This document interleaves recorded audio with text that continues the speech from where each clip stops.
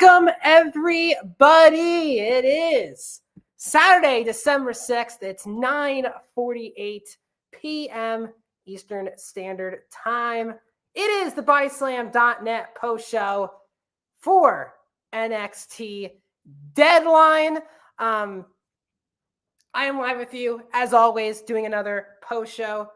I'm just trying to make sure something behind the scenes, because for some reason it's not letting me stream on Facebook. So I'm just going to make sure people behind the scenes. But welcome, everyone, to the NXT Deadline BodySlam post show. My name is Max Dinenberg. Welcome in, everyone. It is an early night to be doing a post show for pro wrestling. I was up until 1 in the morning, just around like 1:20 in the morning last night, breaking down some Ring of Honor Ring of Honor Final Battle. And now I'm with you again. Now I'm with you for some NXT. Let me just text the person I need to text right now. That Facebook is not working for some reason. Didn't tell me until I went live. Sorry again for the dead air. So no problem. Let me just exit off of Facebook. And if not, it's all good. We're live here on YouTube. We're here live on Twitter. We're live on Twitch as well. So thanks, everyone, for joining. So let me just remove this really quick while this is going on. Just trying to make sure with Corey. He's helping me out right now. Just deleting stuff at the moment. But welcome in, everyone. If you're new, welcome to BodySlamNet's post show. I'll be breaking down each of the 5 matches here on the card. Pretty jam-packed show. I think for the most part, the people who I thought should have won did win on this show. We're progressing some very important storylines heading into just removing again this Facebook. Let me just remove this. But yeah, so we are head fast into 2026 is the final NXT PLE.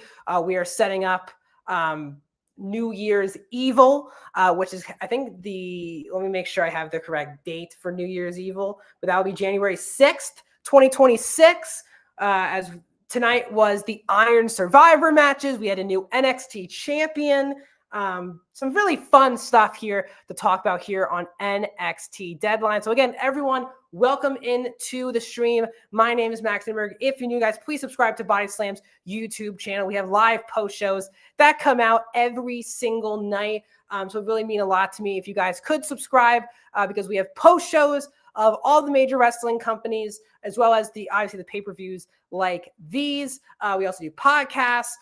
If you want to follow us on Twitch and Twitter as well, that would really mean a lot to us because we post social media videos every single day. So if for some reason you miss a particular show, we have people live covering it for you. I also do highs and lows for Body Slam social media, where I break down Raw, SmackDown, NXT, Dynamite, and Collision every single day. So if you like those, you can follow us on those platforms as well. And also the final thing I want to promote is please subscribe to the Body Slam Patreon channel. It's where you can get some exclusive breaking news, pro wrestling stories, some exclusive interviews and podcasts as well. We are definitely much a publicly funded place here by you guys. So the best way to support the channel, obviously, if you're on YouTube, you want to super chat. I'll read any particular chat, but super chatting obviously helps a lot, but also which helps everyone here who works at Body Slam, who's trying to take this to the next level. The way to help support everyone who works for Body Slam is to subscribe to our Patreon. Again, it would really help everyone at Body Slam. So please subscribe. Why do you want pro wrestling news? Because we break all kinds of pro wrestling news. Corey Hayes is the leader in that. So please subscribe to our Patreon. So without further ado, let's get into NXT Deadline 2025. I thought it was a really fun show. I thought it was easily one of NXT's stronger shows of the year. I think, NXT for me on like a week-to-week basis is not like the greatest television show. It has its high moments. It obviously has its very low developmental feeling low moments. But I thought, the Iron Survivor matches always deliver. It's a great stipulation for a match. It feels very exclusive to NXT, which I think makes this pay-per-view pop. It's such a frantic 25 minutes, both Iron Survivor matches. And I thought both really flew by. Both did not feel like 25-minute matches. That's all the credit to all the 5 people, 5 men and the 5 women in those Survivor matches. But let's kick things off, guys, with the NXT Championship was on the line. Ricky Saints defended his title against Oba Femi. Ricky Saints just beat Oba Femi a month or 2 ago at the last NXT, or I guess, 2 PLEs ago, excuse me. So I guess a couple months ago, Ricky Saints beat Oba Femi. Oba took some time off. Ricky did that feud of Trick Williams. And then last night on SmackDown, there was a big twist to add some prestige to this match, which was the fact that Cody Rhodes walked in on SmackDown last night into an office with Aldis, Oba, and Ricky. And Cody said that, John Cena, this is not just about John Cena, it's about showing the youth of the company, the future of the WWE on Saturday night's main event, which is next Wednesday, next Saturday, the 13th. And Cody said, whoever wins the NXT Championship at Deadline will be facing me at Saturday night's main event. And that led to a lot of people thinking who was going to win this match. And obviously, Ricky is very new into this title reign. A lot of people feel like it's time for Oba to get called up to the main roster, at least to start 2026. Obviously, Ricky Saints and Cody Rhodes have history. They are very close friends. Cody's the one who really helped Ricky get hired in the first place in AEW. And then Ricky, obviously, they've been very close friends, obviously, since that point. And so I thought that they could have gone that route, but I was like, is Ricky really going to beat Oba 2 consecutive times clean as a sheet, whatever? So I honestly thought they were going to go with Ricky Saints for this match, because I thought this was going to be Oba's last match in NXT. But I also in my fantasy booking world, no offense to Ricky Saints, Oba Femi versus Cody Rhodes is a much better match, in my opinion, and more exciting match, in my opinion. So that's what I was thinking about beginning of the match. I thought they had actually a better match than they did the first time around. The first time around, I thought it was good. I didn't think it was great. And Ricky Saints had never used a tornado DDT as a finish until that match. And when he used it and he won, it just kind of felt anticlimactic that that's what it took to beat Oba Femi. So I still thought this was an excellent match. Oba obviously dominates this match for the most part, like the beginning parts of the match. But we get towards like the big moments, right? So Ricky hits 2 a really great tornado DDTs. He hits one on the outside where he bounces off the barricade and hits the tornado DDT on a steel step. Cool spot. And then Ricky gets in the ring and hits he was in the air forever. Like he jumped off the top rope to hit the tornado DDT to help. And he was in the air. It was he was in the air forever, which I loved for this tornado DDT. If tornado DDT is going to be your finisher, the way Ricky hit it in the middle of the ring in this match, I'm all for, other than just like a regular tornado DDT in the corner. He did a really good job giving some airtime on it. I was like, and I bought a ticket. I thought that was going to be it. But Oba kicked out. Oba hit that pop-up power bomb that he uses all the time to win matches. Ricky kicked out. And I was like, okay, so then Ricky and Oba get up. And basically do like a mano-a-mano moment where they get up and they run at each other from corner to corner at the same time. And I'm trying to make sure I have all of the spots correct here, which I do, obviously. So they run up, runs right into Oba, who hits the pop-up power bomb, basically like a big power bomb once again, very much like a Liger bomb. And Oba wins the NXT championship. So Oba is now a 2-time NXT champion. I thought this was a shock title change that I also thought could have made sense, especially with who won the Iron Survivor match in the main event.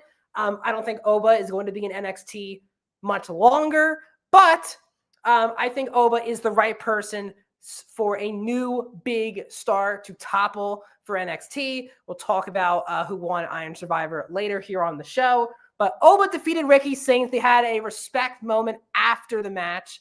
And yeah, so I was really happy with the match. I thought it was really solid, and I was shocked. I honestly thought Ricky Sainz was going to retain the NXT Championship, get a chance to wrestle his best friend at Saturday night's main event.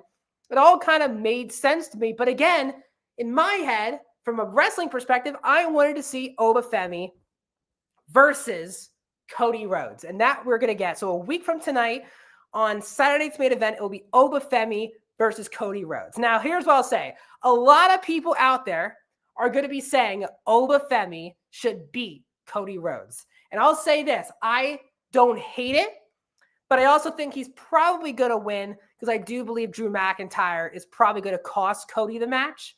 So if Oba's going to win, I think it'll be due to like shenanigans. I don't think Oba's just going to squash Cody Rhodes or anything, which I think a lot of people want. I think Drew will probably either attack Cody during the match, help him lose, or Cody wins, then Drew attacks Cody. So they kind of have those kind of two options for Saturday's main event. But boy, am I really excited for Saturday's main event. Obviously, we're going to get Bayley and Sol Ruca.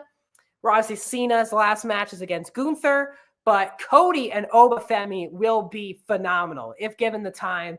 I am very excited for this match. Oba's first real match, I think, on the main roster. Again, I think Oba is going to drop this title again at New Year's Evil on January 6th. And then I think he'll be in the Royal Rumble and he will be called up. I think him and Trick Williams are, I think, for sure going to be done with NXT towards the beginning of 2026. You could even say Ricky Sainz probably has a good chance of getting called up as well at some point in early 2026. It's not like Ricky Sainz needs the time.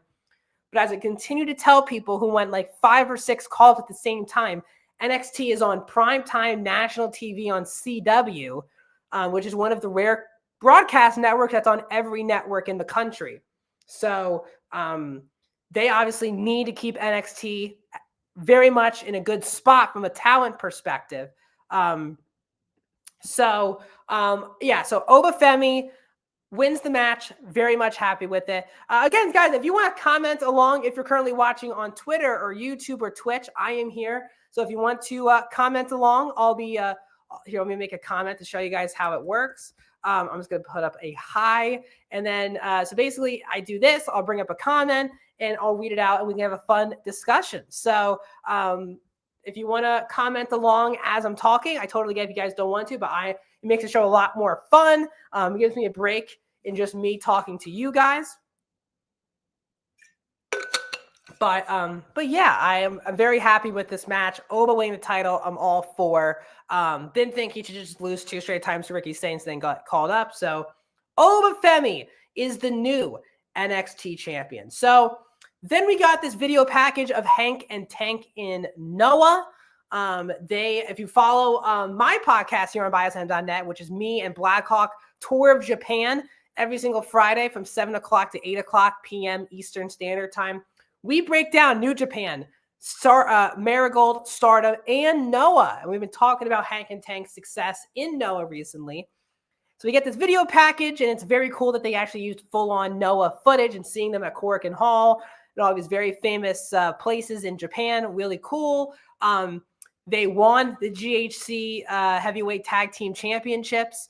But they will be back in the States and back on NXT this week. The NXT Tag Division needs some help at this point. So they'll probably get back in the fray with Dark State, I would think. Then we had a segment backstage where Sol Ruca was calling Zarya.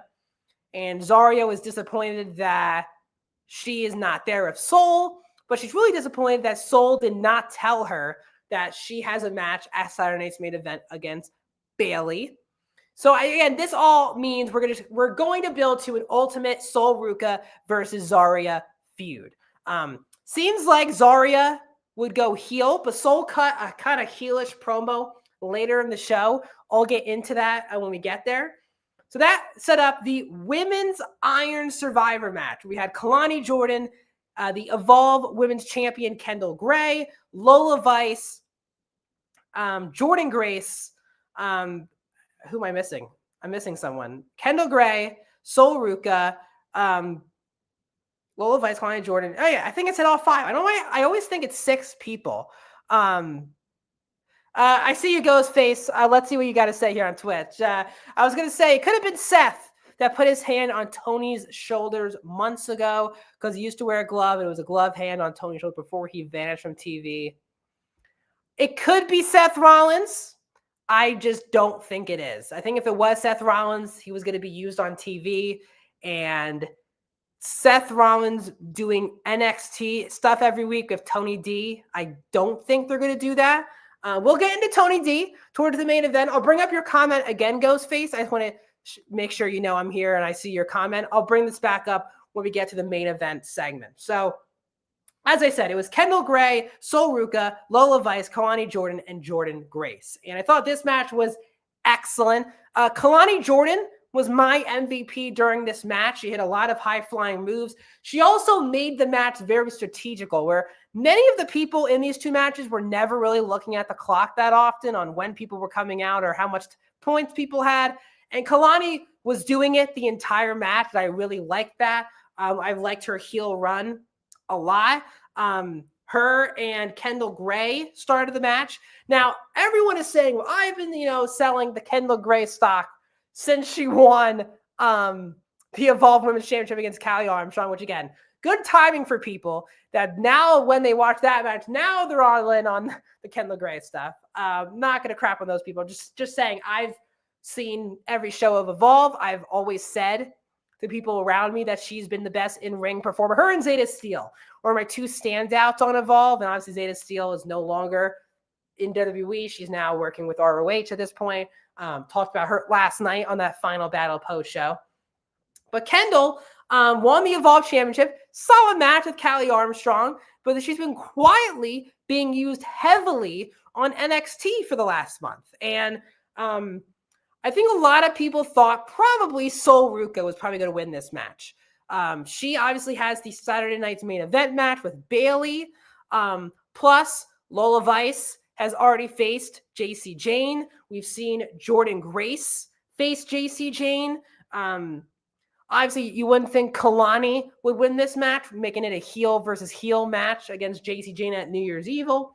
So at that point, it made sense. It would be probably Sol Ruka or Kendall Gray. And would they have Sol Ruka win, act like that was a huge deal at Saturday night's main event, and then obviously Zarya maybe cost her the title at New Year's Evil? There was a really interesting, cool spot where when Sol came into the match, she was the last person in the Iron Survivor, and she got injured right away. Kalani Jordan hit the injured left leg of Sol. Sol was taken out of the match for 3 minutes, went to the back. She came right back in, hit a double Sol snatcher on Kendall and Lola. It was really cool. But Jordan Grace, again, also really impressive superstar. Obviously, loved Jordan Grace for years now.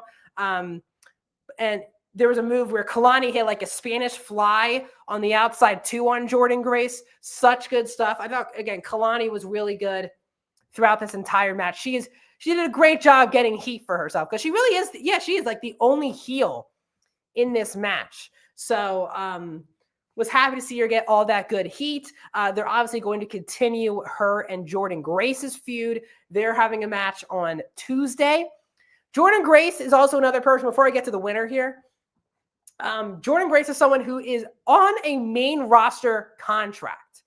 I think at the beginning, when she got in the Royal Rumble this in 2025 and was signed to a contract and everyone realized it was a main roster deal, but then she went to NXT. But I think a lot of people said she probably won't be in NXT very long, but here we are. She's been in NXT now for a full year, making main roster money. So I would think at some point she probably will be in the Royal Rumble again. And the question is, what else is there to do for her in NXT? She's been in every title picture. She's been in a lot of big feuds. She has never won the NXT Women's Championship, but she's had multiple shots at it. Does Jordan maybe put over Kalani in this overall feud and then get called up to the main roster? Because I think we're going to get some women call-ups as well. Could be JC Jane. I think it should be JC Jane at this point. Should be Jordan Grace. Or definitely two names I think should be getting called up towards the beginning of the new year. So we'll see. But Jordan Grace versus Kalani Jordan will be happening on Tuesday. But everyone, the ending of this match, everyone had 2 points. Soul hit a soul snatcher on the outside of Jordan Grace. As I'm trying to make sure I have all of the finish. Kalani thought she had it, hit her top rope move on Lola Vice. Jordan threw Lola out of the ring, and obviously, Jordan threw Kalani out of the ring. Jordan hit her, was about to look like hit her finish on Lola, but Kalani then pulled Jordan out of the ring. They kind of canceled each other out. Lola turned around. Kendall's on the top rope, hit in the gray zone on Lola. 1, 2, 3 with around 5 seconds left on the 25-minute timer. And Kendall Gray got her third pinfall and won the Iron Survivor match. A huge win for Kendall Gray. Obviously, she was used on NXT here and there and really used on Evolve here or there. And the moment she won the Evolve Women's Championship from Callie Armstrong, she's obviously been the main character on Evolve television every single week on Tubi. But then she's just been heavily booked on NXT. Obviously, her and Ren with the NQCC, women's version of that. And they have absolutely booked her to the moon over the last month. And I respect, when you have someone, again, I said this about Javon for months. Doesn't matter what age. If you have someone at that age and you feel like they're on the come up, don't just talk about them being the next big thing. Shoot the person to the moon, as Cameron Grimes used to say. And they are shooting Kendall Gray to the moon with this match, getting the victory. She'll be facing JC Jane at New Year's Evil. Now, again, will Kendall Gray win the NXT Women's Championship? I do not know. Does she have to drop the Evolve Championship if she was going to beat JC Jane? I don't know. It's going to be very interesting if they actually pull the trigger on Kendall Gray being the NXT Women's Champion. I am fascinated by it because, again, I think JC Jane has done, again, another person. Should be on the main roster, should have been on the main roster years ago, but finally got her, second time coming in NXT where she goes on this long NXT title reign, beating Stephanie Vaquer. Really good title reign, loses it, and then had the rematch of Tatum and won it, a shock win at Gold Rush. So we're going to get JC Jane versus Kendall Gray at New Year's Evil. I actually don't exactly know who's going to win.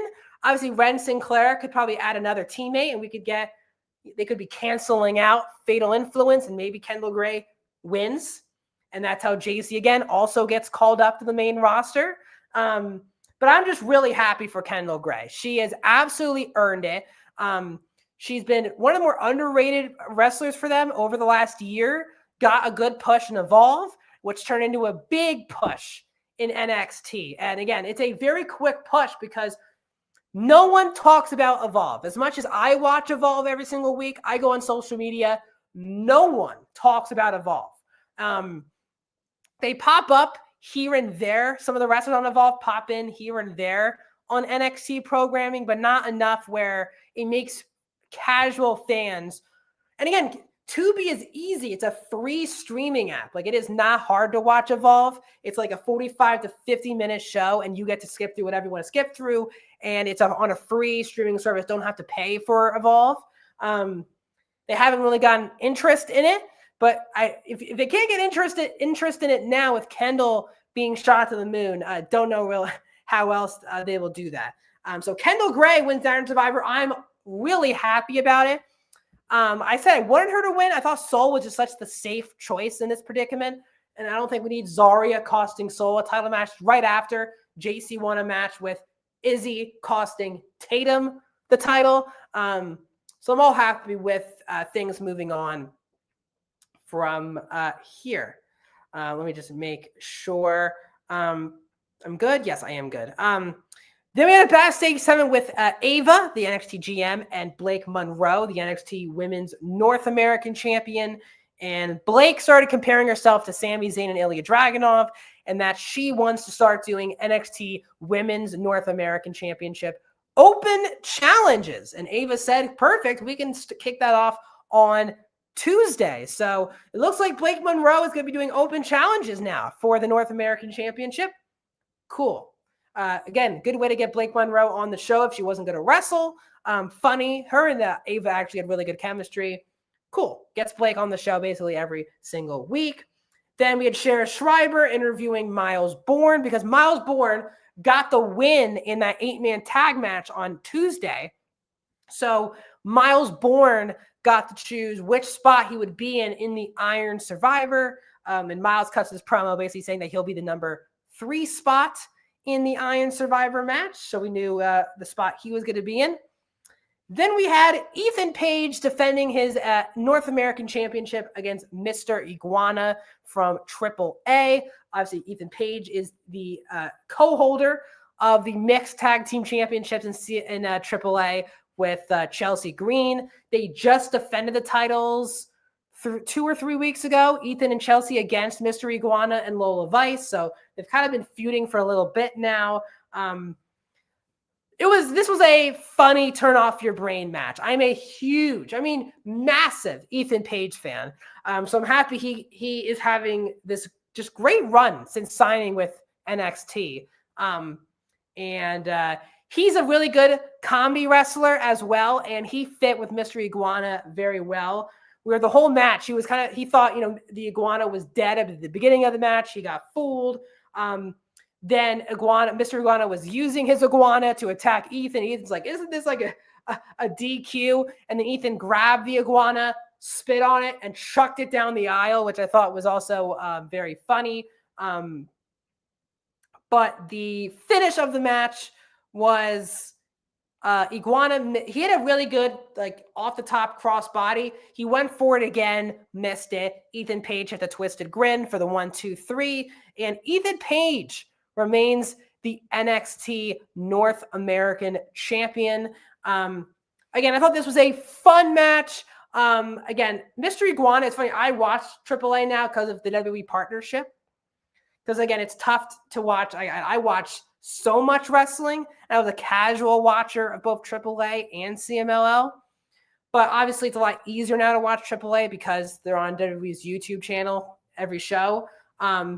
And Iguana is definitely a star in AAA, but he's not like this mega superstar, or he doesn't get these huge reactions like he does when he wrestles underneath the WWE umbrella. Like, he is so over when he wrestles on NXT, which is so funny because when he wrestled like Ethan Page, Lola was even more over than he was when they had that mixed tag match. So, but again, I'm happy Ethan Page wins. I do think at some point we need Ethan Page in a North American Championship match where you feel like he could lose. He's obviously been wrestling a lot of AAA guys, and those guys don't really fit winning the North American Championship. So, but again, he's still going to do the AAA thing because him and Chelsea are still the champions. But I do think, in my opinion, I would like a feud with Ethan where you think he could lose the title. Like Tavion Heights was like could they pull the trigger on Tavion Heights? Obviously not, because not just did he lose the Page feud, he also is losing this Josh Briggs feud. So we'll see if Ethan Page will get like a more. I just want a more substantial feud for the NXT North American champion because I just love Ethan Page so much as champion. He obviously can do that. He can do it all. The serious stuff, the comedy, all of it. So he was a perfect dance partner for Iguana here in this match.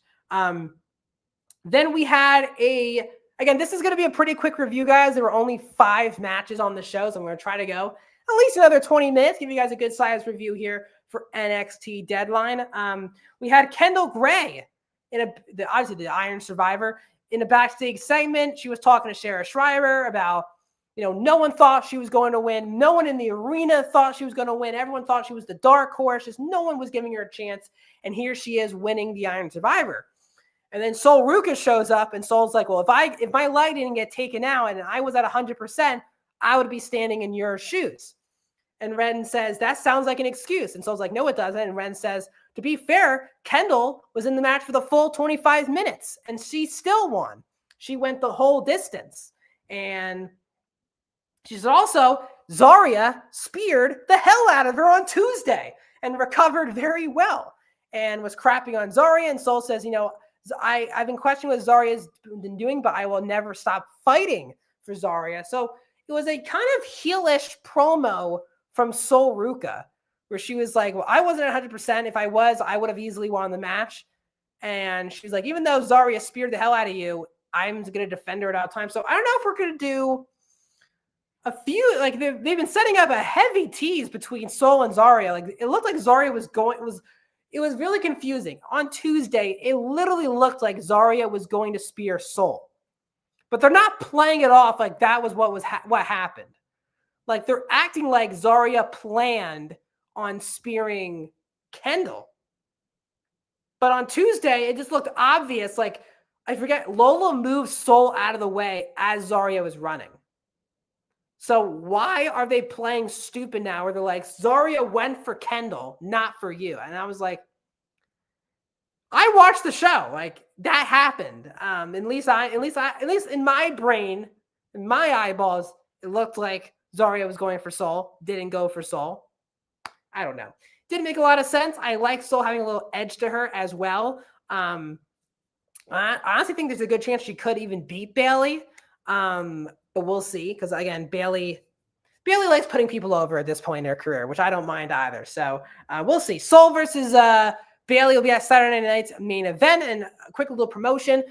Me and Rami are going to be back next Saturday, guys. We're going to be doing our post show for Saturday night's main event. That's next Saturday, December 13th, around I think it's around like 10 p.m. or 10:30 or 11, like 10 to 11, that range, Eastern Standard Time. We got John Cena versus Gunther, Sol Ruka versus Bayley, and Oba Femi versus Cody Rhodes. So a pretty big show. Obviously, John Cena's final pro wrestling match. I'll be breaking it down with my good friend Rami. We do every single WWE main roster post show. So come back.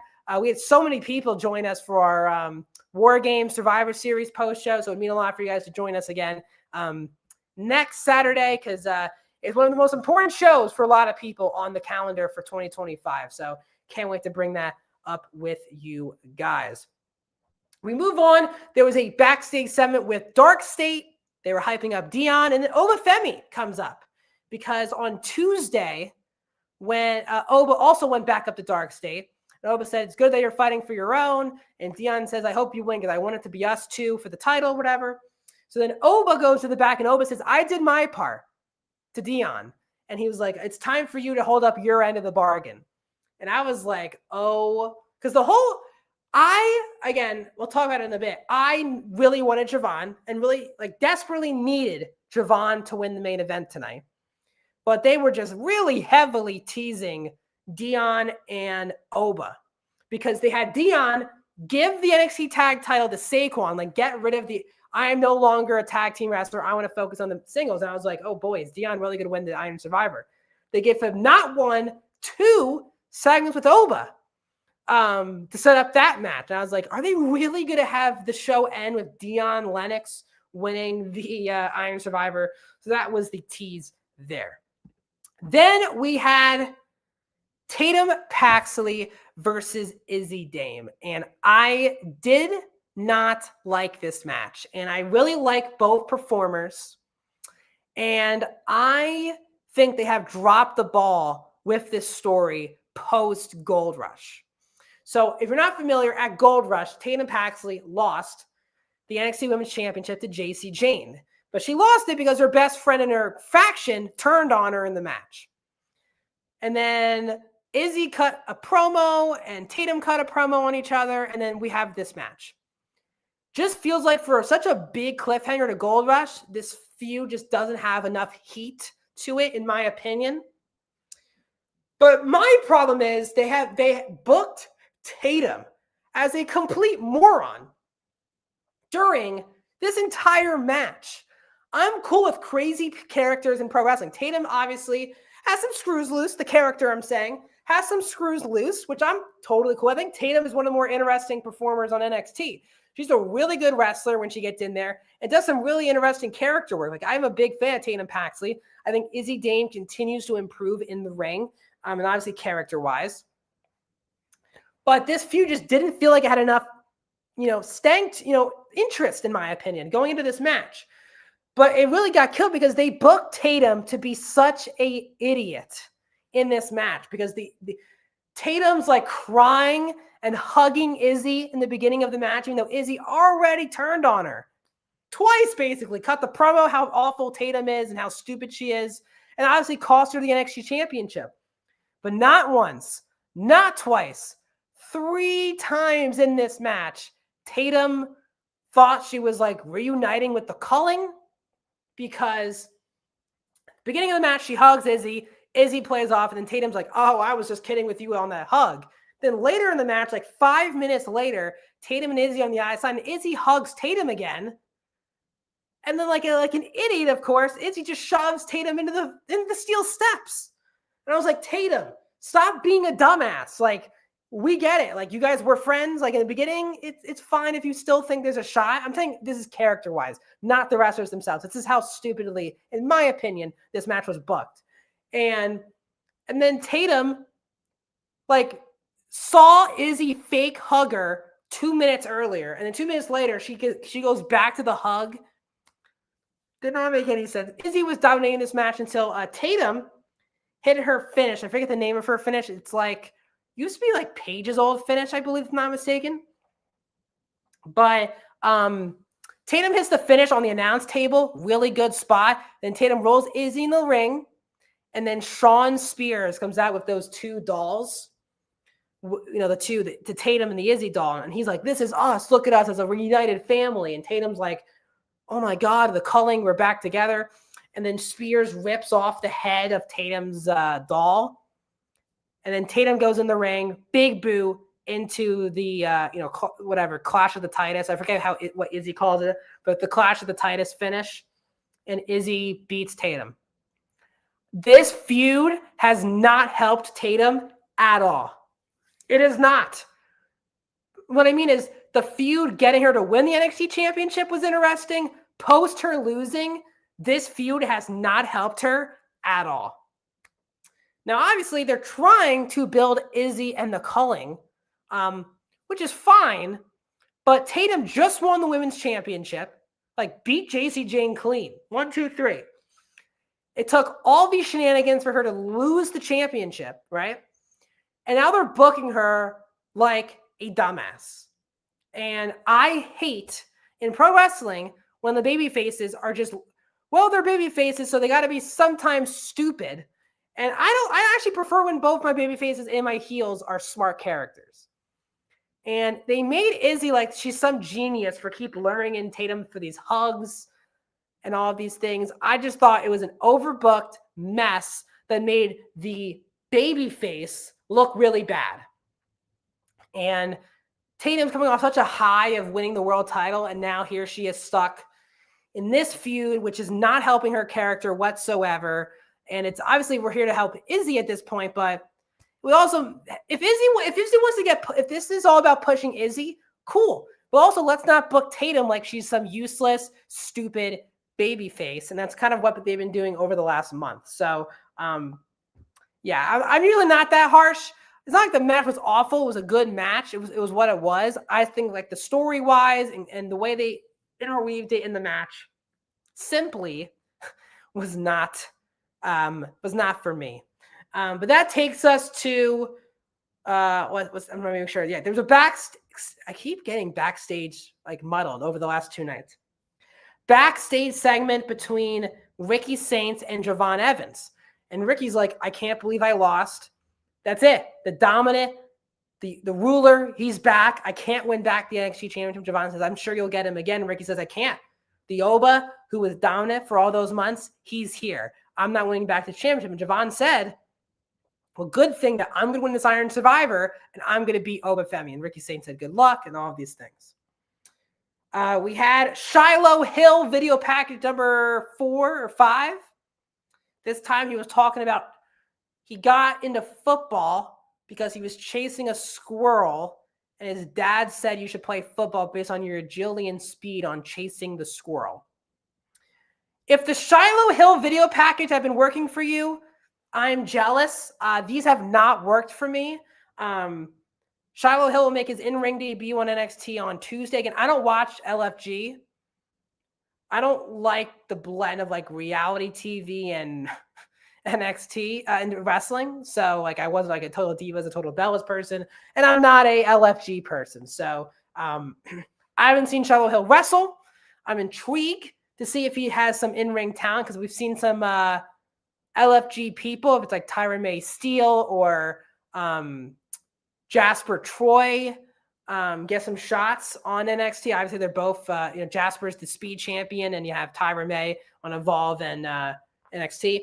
So Shiloh Hill, they have really built him up with these video packages for over a month now. So obviously, they have big plans for him. I just did not like these packages, especially these last two were not good. The one on Tuesday and the one this week, I did not find good. So, but again, if this guy's an amazing pro wrestler, I'll tell you on my highs and lows on Tuesday, but I have to see it to believe it at this point. Let's go to the main event. The men's Iron Survivor match took place where we had, let me just get up the right banner here. There we go.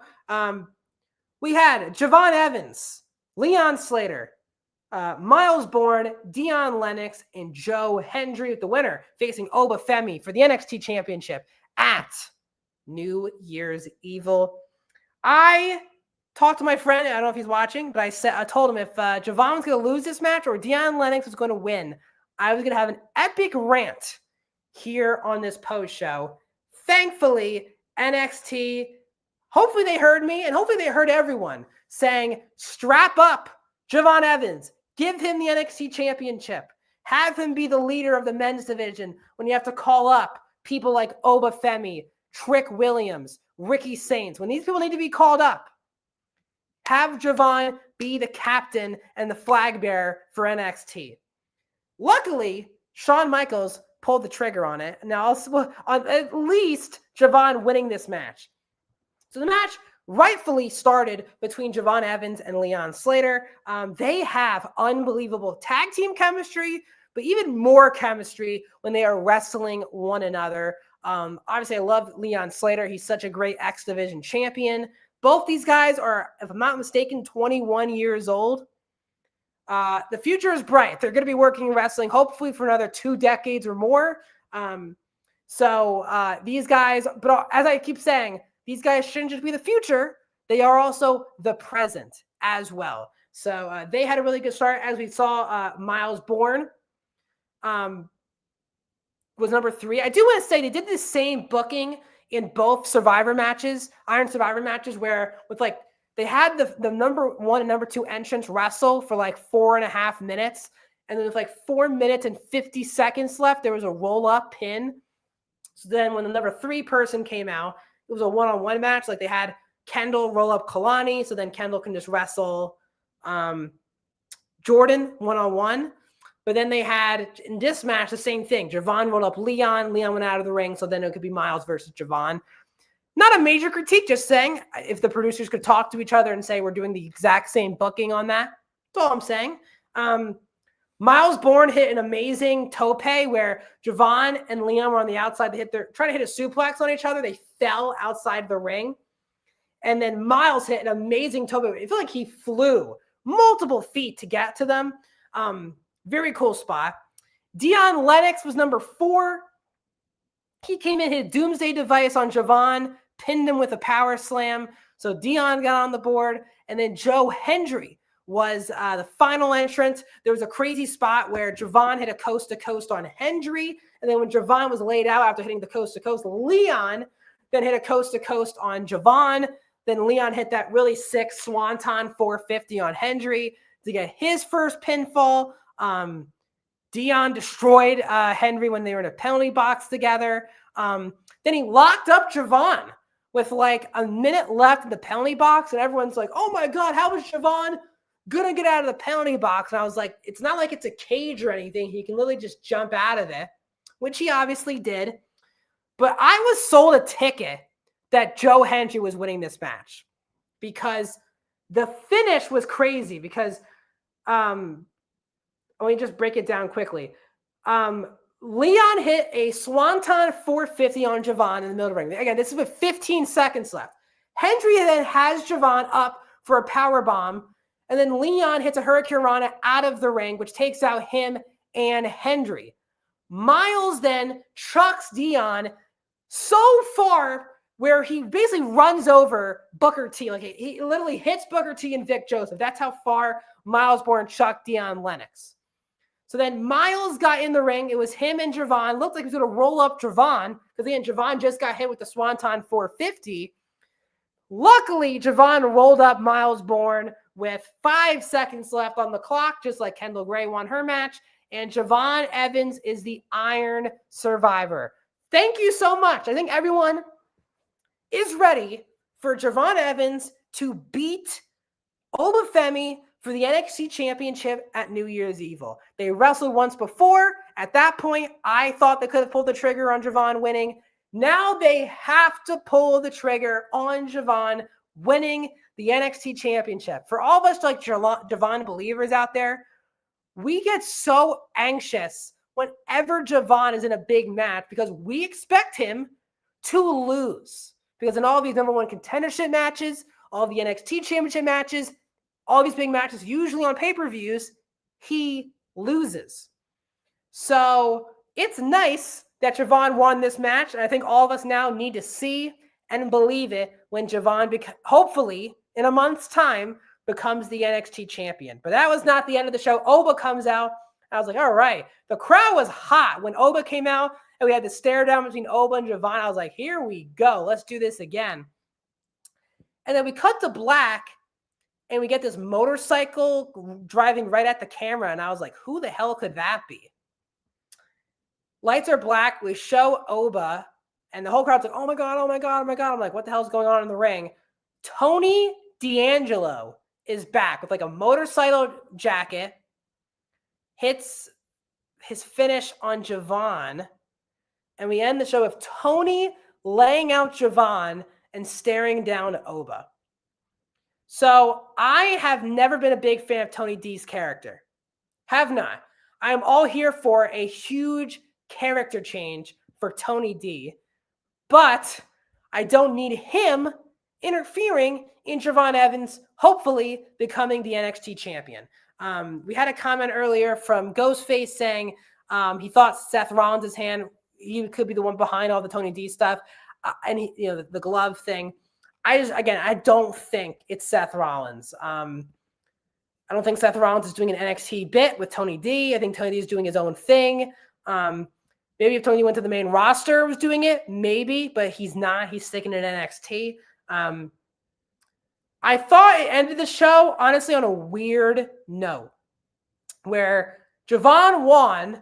The show could have just ended with Javon staring down Oba, and the crowd was like hot, and the crowd like didn't know how to react to Tony beating up Javon. It was like kind of dead.